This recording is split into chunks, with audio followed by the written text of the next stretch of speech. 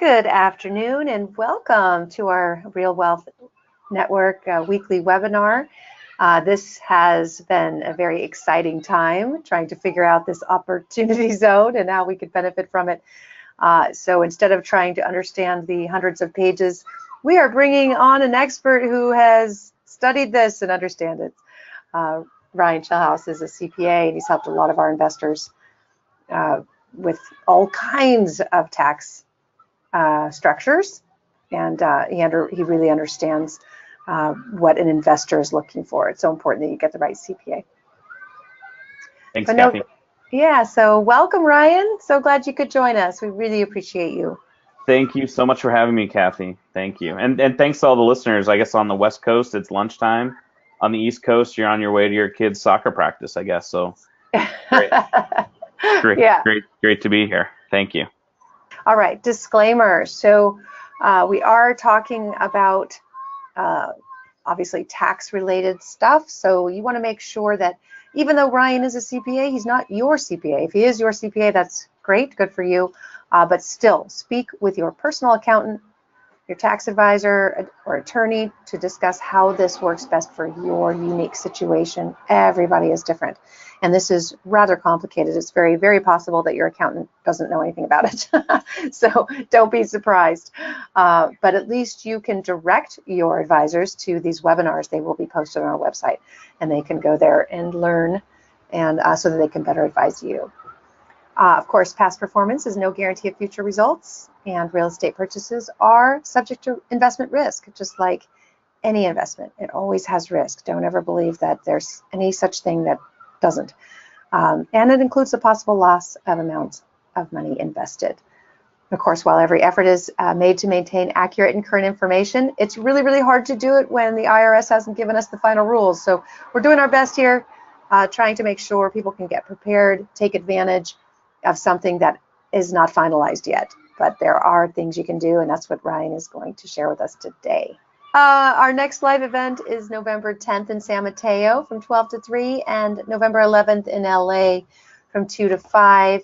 This will be focused primarily on opportunity zones, and Ryan will be there to answer your questions. So it's going to be a very high-level event. We're very excited about it. A lot of our members have been saying, we want education, more education, please. So you are going to get it at this event. It's going to be full of information. It's really cutting edge. I don't think too many, like I said, too many advisors even are tuned in on this. So bring your advisors to this event as well. Yeah, thank you, Kathy. And I have a face for webinars, but I will be at these events, like you said. To Stop. You have been so helpful. We so appreciate you, like I said. So Ryan Schellhous is a CPA and principal of Indigo Spire CPAs and Advisors. He's located in the South Bay, right, in the San Jose area? That's right. That's where our office is. That's correct. Thanks. Yeah, that's how you can reach indigospire.com. All right. So I'll just kind of take it from here, Kathy, if that's all right. And of course. We'll aim to make this pretty concise. And again, I thank you everyone for taking time out of your busy schedule to talk tax. I really do believe that this is kind of a once in a generation tax break. And in fact, it's stipulated in the rules is it's only going to be around for 10 years. And we're going to talk about what that means, because obviously there's some 10-year highlight and some other milestones that are reached after 10 years. But this is a tax provision that's slated to expire in 10 years. So what it really is all about is two things. One, it's the deferral of paying tax on capital gains, and then the reduction of the tax paid on those capital gains in a future setting. And I think there's already been a webinar about some of the basic mechanics of how this works. So I won't spend too long on this, but let's just take a quick look at this slide. So if as an investor you sell stocks or cryptocurrency or a primary residence for more than $500,000 of gain, or appreciated rentals, anything that gives rise to capital gains, when that sale happens, you're typically subject to capital gains tax, which the maximum rate in the United States right now is 23.8%. And it's also taxed at the state level. For example, in California, it'd be another 13.3%. So you can pay quite a bit of tax on the sale of some of these capital assets. So Congress, with some heavy lobbying, said, hey, this is a really good opportunity for us to take these well-heeled investors, in their minds, well-heeled investors, and point them towards reinvesting these capital gains in places in the United States that could use a little bit of capital. So the whole idea behind this law is to allow you to take this capital gain from the stocks or crypto or primary residence after $500,000, appreciated rentals, and take those proceeds and invest them in what's called a qualified opportunity fund. A qualified opportunity fund, which you'll see in these slides, is QOF. If you reinvest that capital gain into a QOF, or qualified opportunity fund, you get a couple of different benefits. One, you don't have to pay the tax on those original gains in the year in which the gain occurred. As a tax advisor, we're always looking for ways to defer tax to a later period. If we don't have to pay the government now, we can pay them later, we come out ahead. So that's number one, is regardless of how long you hold that qualified opportunity fund investment, you're just going to get to pay that tax later. Now, the rules also provide, again, these are some of the basics. If you hold it for 5 to 7 years, then the amount of gain that you have to pay tax on from that original capital asset sale is reduced by 10%. And if you hold it for more than 7 years, you get to reduce it by 15%. Okay, this is like real savings of possible tax that's being paid on that original sale. If you hold that QOF for 10 years, not only do you get the 15% reduction in the original tax, but you actually don't pay any tax on the sale of your QOF as well. So what I try to do here throughout the slides is, if you take a look here, we've got the investor. They invest in a QOF, and the QOF invests in corporations, partnerships, or property directly, and we'll talk about those in just a minute. But after 10 years, whatever the gain is in this red line, if you'd put $100,000 into a QOF, and 10 years later, that QOF, that interest that you had, that you paid 100 grand for, is now worth 200 grand or $2 million. Then when you sell the QOF, that sale is completely tax-free. So that's really kind of the holy grail of tax planning in any regard, is to find ways to not only defer tax, but then, like I said, the holy grail is to just not pay it at all in a completely congressionally blessed manner. So that's what the qualified opportunity funds are all about. Awesome. So the way that really, how do you take advantage of this? There's kind of two options, at least in my mind. And these are what I think we're going to see get built out over time. And the part of the reason you haven't seen a bunch of these yet is because we just got rules like a week and a half ago. When we do new rules with the IRS, we get regulations that are first proposed, and then they become final after a period of public comment. We're like in the pre-proposed state, where we've got a collection of rules that Treasury put out there, and they're starting to take comments. We've actually already provided a few comments and ambiguities that I think we'll touch on along the way. But now that we have some rules, we're going to start to see how this applies to real people are going to take shape in two manners. One is what I'll call option one. You know, as an accountant, I'm super creative, right? So this is my really creative name. Option one, you invest in a syndication with your capital gains. You're the investor, and you've got capital gains from some other transaction, and you take those capital gains and you invest them in a managed QOF or a syndication. There's a couple of really good sides to this, right? The syndication is going to manage all the compliance, deciding whether or not, you know, this apartment complex is in the zone or out of the zone. They're going to be saddled with all of the compliance burdens. Obviously, the cons, as with any syndication, you've got a little bit less control. There's additional fees that go into that. If you take advantage of opportunity zones through option one, really all you're going to have to do is make sure that you make the proper election in the year that you have gains that you've invested into a QOF. And then you sit back and you let the syndication handle the complexities of making sure that it's a QOF. As we go through these slides, guys, anything that you see in yellow is something that our firm tries to help people with. So while the election to defer gains, it's in the proposed regulations on how you actually do that in your tax return, it is something you have to proactively elect. So you have to, under the prescribed manner that the IRS has just suggested. Okay, so when you have gains that you want to reinvest into a QOF and defer the payment of tax on those gains, you have to do it in the way that is prescribed. So that's option one, is you take your gains and find a professionally managed QOF or a syndication, and you invest with them. You make the election to defer the gains, and as your investment seasons, it's just like any other syndication. You may get allocations on a K1. Those are all generally going to be taxable to you in the year in which you receive the K1. So it's going to be like any other syndication, with the caveat that you've invested with reinvested deferred gains, that if you sell your interest or dispose of your interest in the syndication within those timelines, you're going to have those different outcomes of maybe 10% less tax or 15% less tax, or no tax at all on the actual gain of the red line. Again, this is something that we'd be happy to kind of talk through with you in the syndication space. All right, option two. This is where the fun happens, at least in my mind. Option two is using properties that maybe you acquire through RWN affiliates, and you make your own QOF. Maybe you're not a big syndication person because it's you understand that there's a lot of fees. You want to be able to control cash flow better.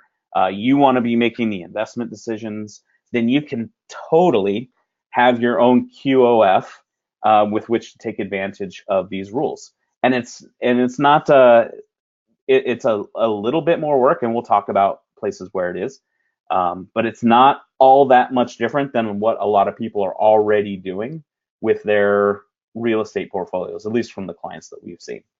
The pros of doing it this way: you've got total control. You make all the investment decisions. You're not paying anyone else to manage the fund for you.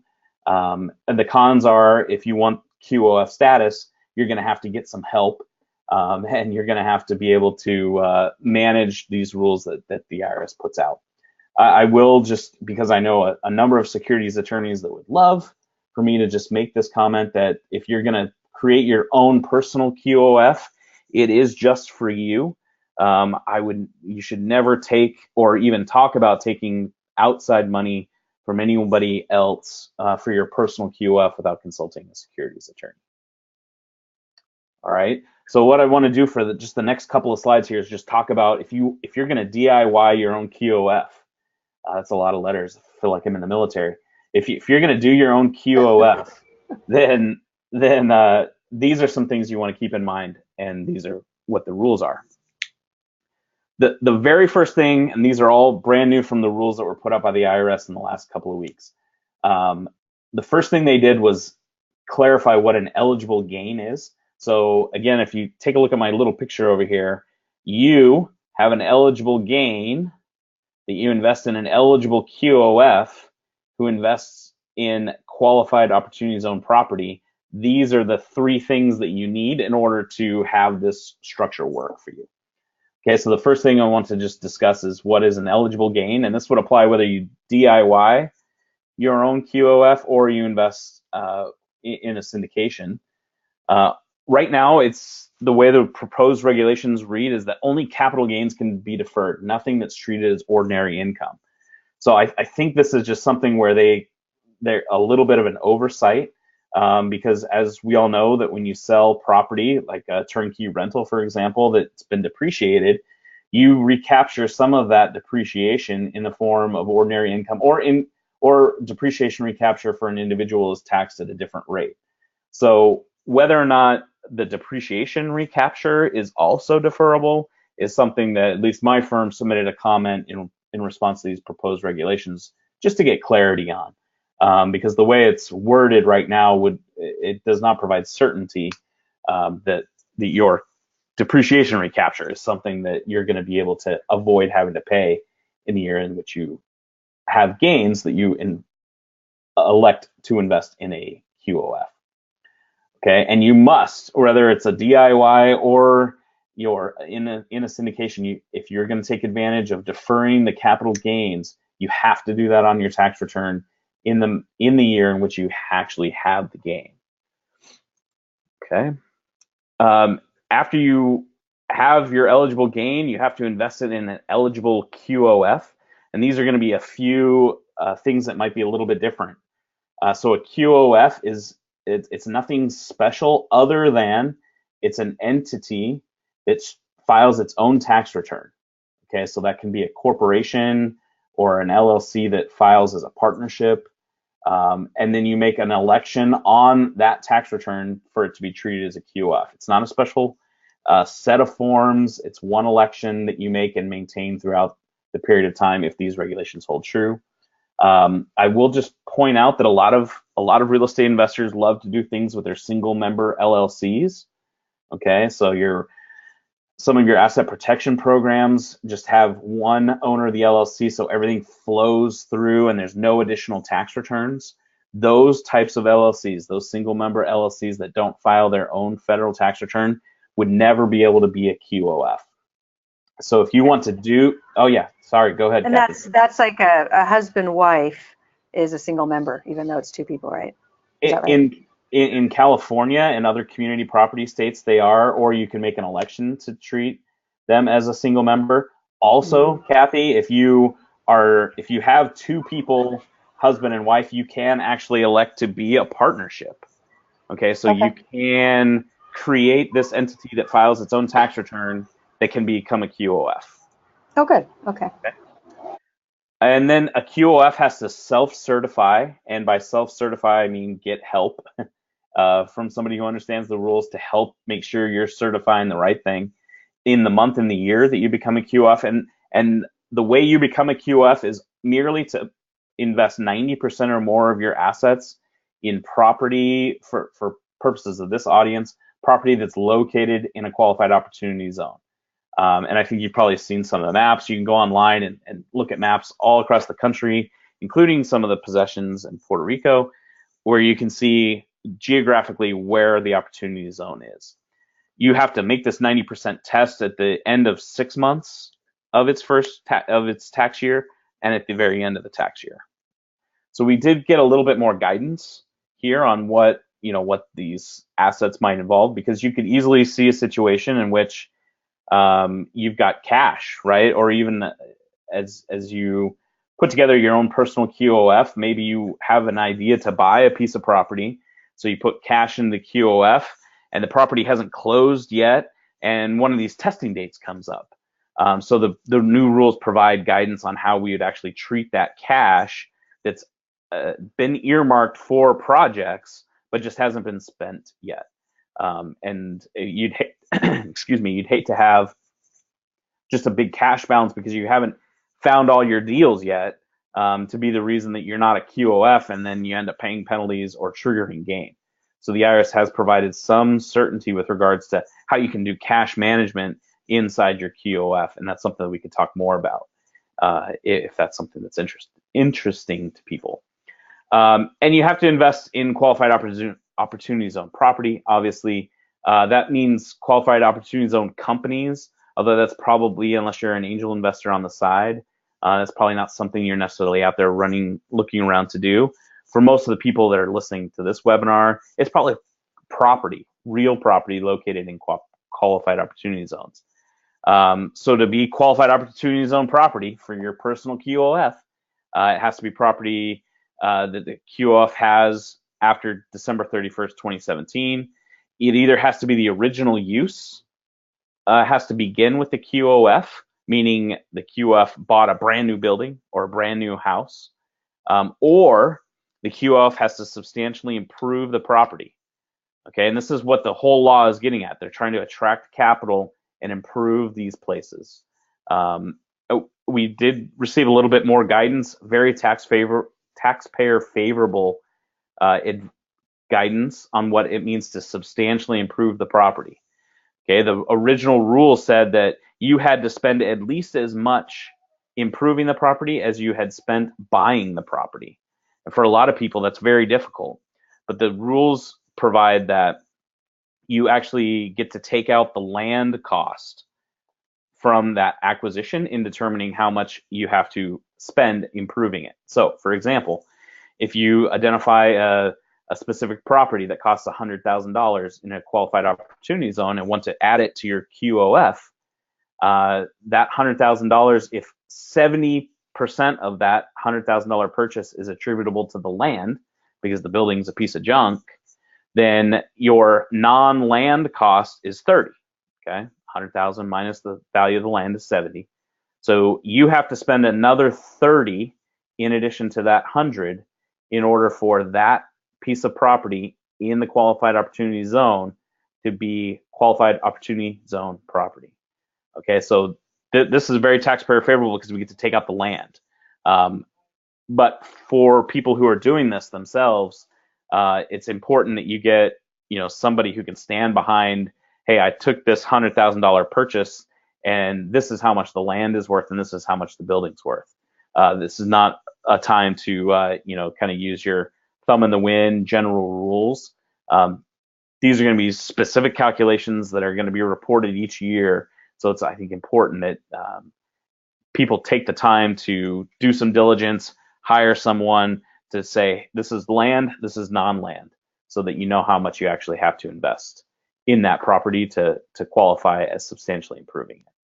Who might be qualified? Like a broker that can get comps, or would it need to be a full-blown appraisal? No, probably not a full-blown appraisal, although that would be evidence. What you're looking for here for tax geese like me, we call this a cost segregation study, where the costs are segregated out, maybe not between all the different asset classes that we use for accelerated depreciation, but part of a cost seg study would be to separate what is land and what's non-land. So what you want, I think, for if this were me, I would want somebody who's got just more than just your, I'm going to look up the property tax records, or something with a little bit of rigor and diligence behind it. The IRS does not have a prescribed method, but they recognize that they're, this is a place that some cost seg reports are going to be in. I think an appraisal would also serve to do the, to make that same assistance in judging what the non-land cost is. Okay. Okay. And then what's really important here, I think, is this working capital or cash on hand can be counted as qualified opportunity zone property and can count towards that 90% of your assets if you meet certain circumstances that are outlined in these new rules. So if substantially improving property, this takes time, right? You can't, if even in the example I gave, the $100,000 property, 70,000 of that is land, you still have to make 30,000 of improvements to that property in order for it to count. So I'm not going to run out and make 30,000. I may not be running out and making $30,000 worth of improvements before my next testing date at 6 months and 12 months. So the rules provide for how do we maintain working capital for these projects without violating this 90% of all my assets are in use in qualified opportunity zones. Now, again, of the people that are on this webinar, probably lost everybody because it's a lot of information and a lot of detail. The points. That's points, okay. They can watch it again. It's going to be recorded. the points to take home are that if you've got substantial improvement projects or development projects or construction projects, and you need cash to do those, talk to someone so that your cash and other working capital can qualify as not counting against you in testing whether or not your qualified opportunity fund has all of its assets located in the right place. All right. So I know we covered a ton of stuff. Again, kind of the idea here is qualified opportunity zones have a unique place for tax planning. And if you've got gains from the sale of stock options or your Snapchat stock that you had since before the IPO, whatever it is, if it's a Bay Area home that's gone up in value more than $500,000. This is just another tool or another lever that you have for tax planning around gains.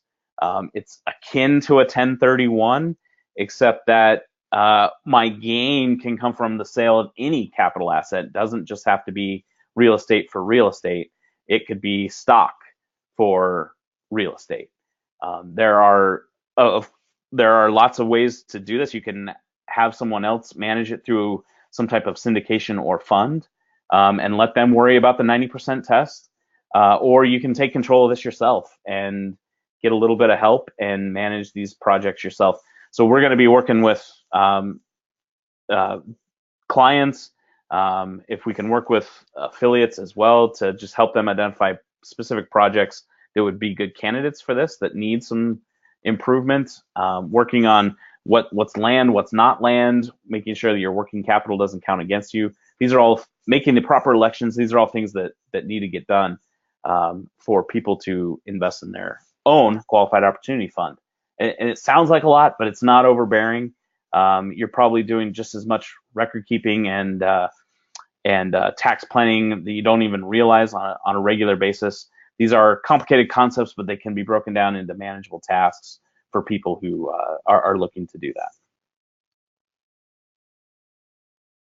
So maybe now, Kathy, I'll just kind of stop for any questions or comments. Yeah, perfect. We only have a few minutes because Ryan's got a lot going on with this. So we'll take a few questions, but hopefully you can attend one of our events to get more information. And please understand, we're learning more and more every day. So there will be more questions and we will be doing more webinars. But the first one is, can I refinance the qualified investment to get some money out before the 10 years? Yes, so that's a question that's going to need a little bit more clarification, but the way everything is written out now is you certainly can do that because it doesn't ever trigger, we're not disposing of assets, you're not disposing of your interest in the qualified opportunity zone. So a refinance cash out would not, from all the stuff that we've got so far, would not trigger the gains that you've been deferring. It would not trigger a sale of the underlying properties. So I'll say yes for now. All right, and the next question is, how would you find qualified funds? I could tell you that if you have filled out our accredited investor questionnaire when you join Real Wealth Network, that will unlock a lot of the private placements that we can't discuss publicly, and that would probably be true for other companies that are filing private placement funds. For the more the 506c crowdfunded funds, you'll probably see those all over the place because they can advertise. But I guess one of the questions I have, Ryan, in regards to this is, initially people thought that it expired the end of next year, but it sounds like we have 10 years to do this. Is that correct? Yeah, so the rules, thank you for bringing that up. The rules clarified that this gain deferral will be available for 20 and a half years. And that's good because that means for the next 10 years, if you incur gain anytime in the next 10 years, you'll be able to defer it. You've got 6 months to reinvest, and then you've got another 10 years to realize the benefit. So the new regulations make it perfectly clear that although the law expires in 10 years, that they will grant the benefits of this for 10 more years, meaning that you can't defer gains in year 12, but you can realize a tax-free sale of your qualified opportunity zone as far into the future as it exists. And I don't think I made that very clear, but anytime in the next 10 years, you can defer gains and invest in a qualified opportunity zone. Yeah, so we were really nervous over here because I thought I had 1 year to pull this off, and that was what initially a lot of people were saying, is that this is only good for a year, and that's why, oh my gosh, they better get the rules out so we can be the first ones out the gate. But we have time now. We could get into these funds over the next 10 years. Nobody needs to stress out. However, if you do have a gain this year, you may need to move quickly, and we will be talking about that and some opportunities at the upcoming live event, or just reach out to us individually because we can't talk about some of these things publicly. Yeah, that's a great point. Timeline-wise, if you sold some stock today, you would have 180 days from today to make a qualified investment fund investment. I'm sorry, a qualified opportunity fund investment. So that would stretch into next year, right? So the rules certainly provide for the fact that if you extend your return or even need to amend it, that you can defer gains realized in 2018 as long as you make that investment within 180 days, even if that stretches into 2019. So if you sold stock today, you've got 180 days to make a deal. Okay. Next question. If I have a capital loss from a sale of asset X and capital gain from sale of asset Y in 1 year, can I choose to not offset the gain from the loss, but choose to invest the gain in a QOF? The rules aren't super clear on that, but the way I read it and the way some of my colleagues have read it is that yes, you could reinvest the gains, because it doesn't say net capital gains, it just says capital gains from the sale of a disposition of assets. So I think it is the opinion of many practitioners that you'll be able to defer the gain and still recognize the loss in the year that it happens. Okay, here's a great question, one that I kind of addressed at the live events this last weekend, and I'm sure we will at our next live event on November 10th and 11th. But up until now, we've really been investing for cash flow, but cash flow will be counting, is not capital gain, right? So it doesn't really make sense to invest in a cash flow property that doesn't increase in value over that 10-year period, right? That would seem to skew these types of investments to be something that results in capital gains later. Now the rules provide that within your QOF, if you recognize a capital gain in year 3 and roll that into more qualified opportunity zone property, then the investors will still be able to defer their gains. Okay, so that part was provided some clarity as well, that QOFs can reinvest their funds. But you're absolutely right, Kathy. This is all about capital gains. So if your cash flow properties or cash flow fund is putting off net rental income on a K1, you're going to pay tax on that, just like you would any other property ownership or syndication ownership. Where the benefits at year 10 come in, again, you don't get any benefits from selling the QOF until year 10. In year 10, that QOF capital gain is not subject to tax. So you want properties that really increase in value. So it's, again, not so much the cash flow as the goal on these, but really improving these neighborhoods and bringing up values. That's right. They're looking for a long-term commitment in these neighborhoods, and that's why the rule is built this way. So we may see, Kathy, some QOFs that are operated as a corporation, right? And I don't want to dig into all the tax nitty-gritty here, but a corporation, nice. Somebody's near an airport. The corporation doesn't pass K1s on. The corporation pays its own tax. So we may see some QOF structured as a corporation where they take depreciation every year. And the whole idea is to increase the value of the stock of that corporation. And the investors, they're getting little cash flow, and whatever cash flow they get would be dividends and tax subject to double taxation. But we're going to see some QOFs that are very long-term in nature, maybe operated as a corporation with the idea that there's no taxation, no K1s along the way, and then just a sale 10 years from now of the corporate stock, resulting in all capital gains and therefore not subject to tax. So we're going to see, I think, two flavors of how this operates.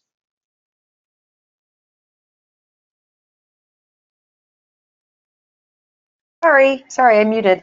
Well, I see more questions coming in, but we are out of time, so we will make sure that that these get addressed, and you will give us a lot of your time, which we so appreciate, on November 10th and 11th. I don't know that it's posted up yet because it's only in a couple of weeks, but do sign up if you are in the San Francisco Bay Area or in LA, and if you are not, we will record it if that's okay with you, Ryan. Yeah. Again, like you said at the beginning, I'm not your tax advisor, and even if I am, This is general information, and make an appointment with us, and we'll talk through your specifics anyway. So, yeah, thanks so much for having me, Kathy. And again, thanks to everyone for hanging on for Tax Talk. I know it can't be easy all the time.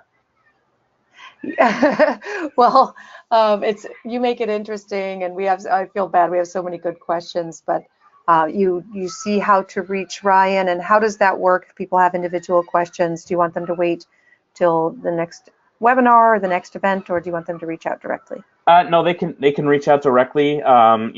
If we get inundated, it may take a little bit to get back to everybody, but feel free to go to the website that's listed here on the slide.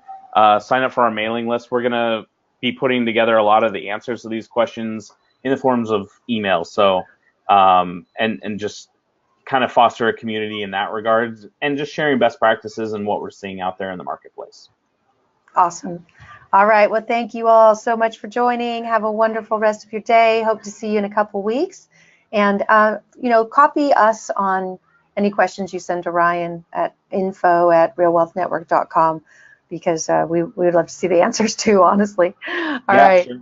Thanks so much, Kathy. Thanks, All everyone. right. Thank you. Take care. Bye-bye.